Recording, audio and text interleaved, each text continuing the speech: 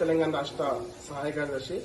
తెలంగాణ రాష్ట్రంలో రేవంత్ రెడ్డి ప్రభుత్వం విద్యారంగ సమస్యలు పరిష్కరించడంలో విఫలమైందని రాష్ట్ర వ్యాప్తంగా పీడీఎస్యూ వామపక్ష విద్యార్థి సంఘాల ఆధ్వర్యంలో ఈ నెల 23వ తేదీన విద్యా సంస్థల బంద్కు పిలుపునివ్వడం జరిగింది.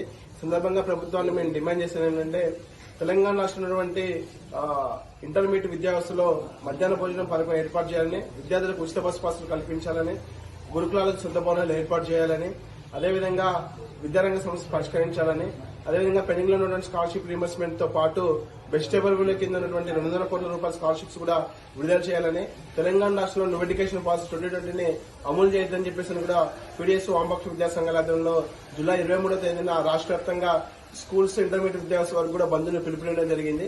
సందర్భంగా మేము ప్రభుత్వం ఒకటే కొడతాను, తక్షణమే మీరు కనుక విద్యారంగ సమస్య పరిష్కరించకపోతే వామపక్ష విద్యార్థి సంఘాల ఆధ్వర్యంలో పెద్ద ఎత్తున ఉద్యమాలు ఇంతటితో ఆగమని, మీకు గత ప్రభుత్వానికి పట్టిన పరిస్థితి మీకు కూడా పడుతుందని చెప్పేసి కూడా ఈ సందర్భంగా మేము హెచ్చరిస్తున్నాము. కాబట్టి ఈ బంద్కి విద్యార్థులు, విద్యార్థి తల్లిదండ్రులు, అదేవిధంగా ప్రైవేట్ స్కూల్స్ యాజమాన్యాలందరూ కూడా సహకరించాలని చెప్పేసి కూడా ఈ సందర్భంగా మేము వారికి విజ్ఞప్తి చేస్తా ఉన్నాము.